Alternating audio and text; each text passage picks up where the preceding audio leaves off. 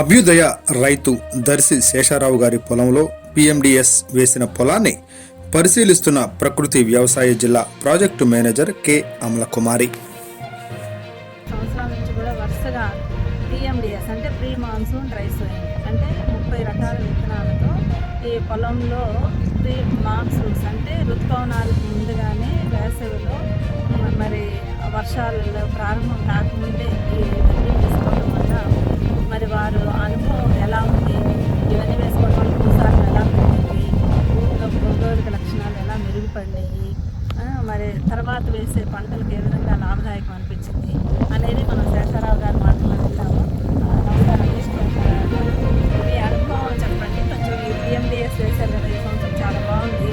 ఇప్పటికే ఎన్ని రోజులు అవుతుంది? మే 25వ తారీఖు వేసాం. మే 25 అంటే ఇప్పటికి 25 రోజులు అవుతుంది.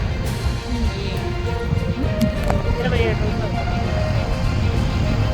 బాగా గట్టిగా తట్టుకుంటుంది. దొరకాట ఏంటంటే దొరకాట గట్టిగా తట్టుకుంటుంది. అధిక వర్షాలైనా తట్టుకుంటుంది. భూసారం పెరిగింది. భూసారం ఈ భూమిలో కలగడం వల్ల 10 టన్నులు ఎరువేసినట్లే. 10 టన్నులు ఎరువేయటం వల్ల మిరప పంటకు కూడా మనం ఏమి వేయాల్సిన పని లేదు. ఈ బలమే సరిపోతుంది. వాటర్ 40 రోజులు 50 రోజులు నీళ్ళు లేకపోయినా కూడా మొక్క ఎండిపోతుంది. క్లియర్గా ఉంది. అందరూ వేసుకుంటే మంచి ఫలితాలు కూడా వస్తాయి. దిగుబడులు కూడా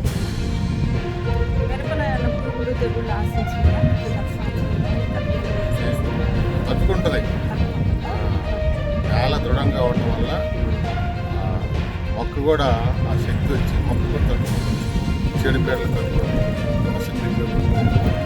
ఇతర కష్టం కలదాం మొత్తం దానికి కూడా తట్టుకుంటుంది. ఎన్ని ఎండిపోయినా మనం మాత్రం చివరిదా పచ్చగానే తోట అందరికీ నరుకుపోయినట్టు అయిపోయింది. మనం మాత్రం పచ్చగానే ఉంటాం. మళ్ళీ తర్వాత మళ్ళీ పోతున్నాం. తోట అయితే ఎప్పుడు డ్యామేజ్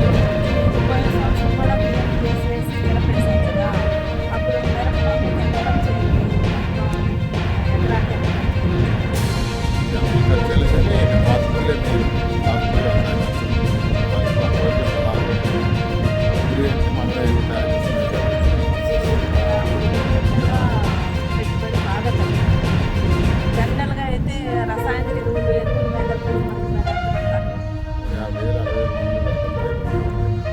మనకు 50,000లో 10,000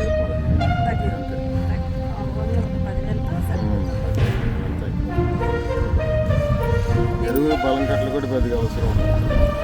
ఘనం మనకి ఎకరానికి 2 సార్లు 3 సార్లు వేసుకుంటే సరిపోతుంది. ఇదే మెయిన్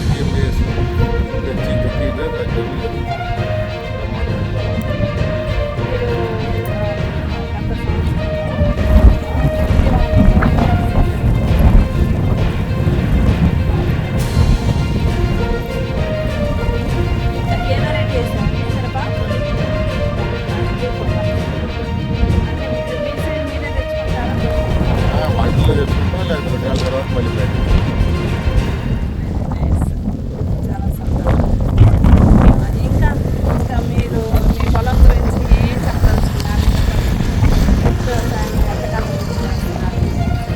భూసారం బాగా పెద్దని తట్టుకుంటుంది. వర్షాలు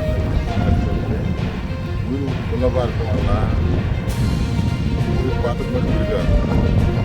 ఎంత వాన వచ్చినా కూడా మొక్కలు సెట్ అయితే యథావిధిగా వస్తుంది. ఒక 2 నెలలు వాన లేకపోయినా మొక్కలు అంతే ఉంటాయి. పచ్చగానే ఉండి ఎండిపోయినట్టు. అదే మిగతా అయితే వెంటనే వాటర్ తగ్గిపోతే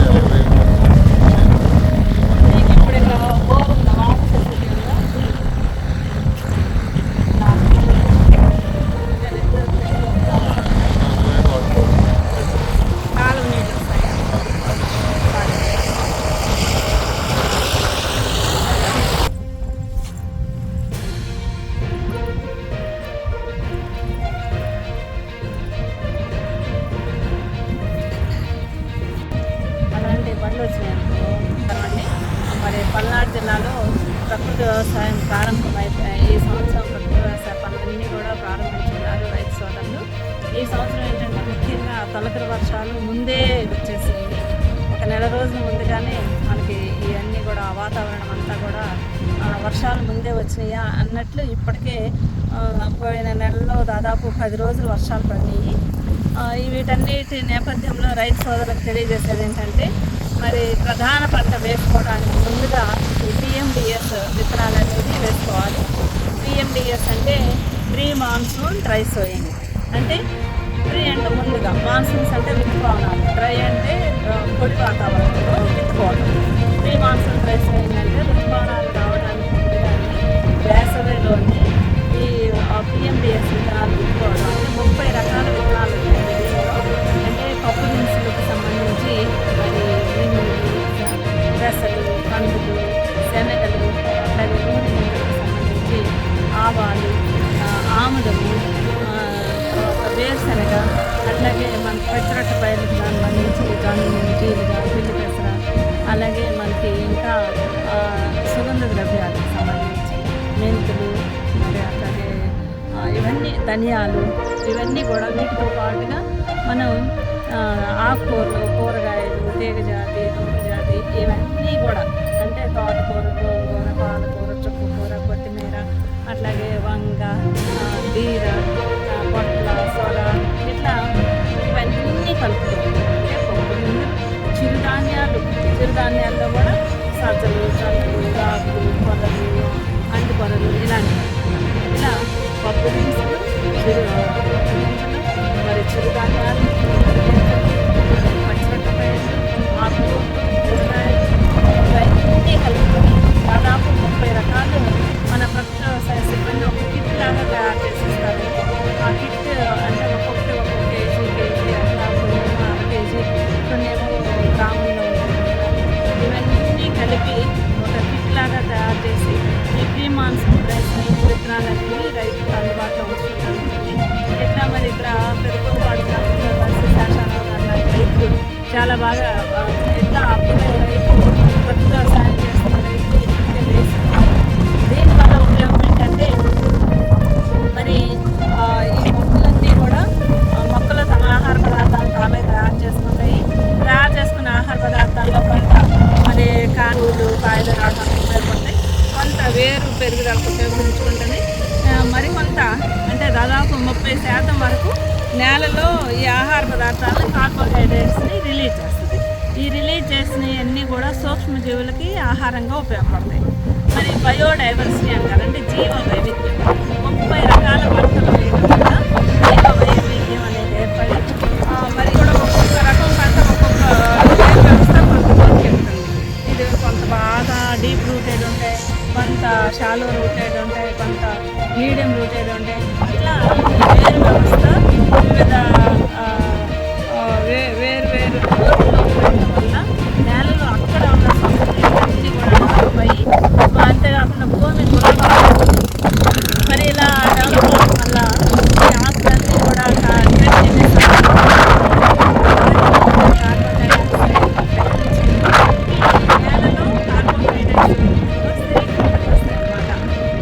సో మరి కర్బన్ శాతం అనేది పెరుగుతుంది.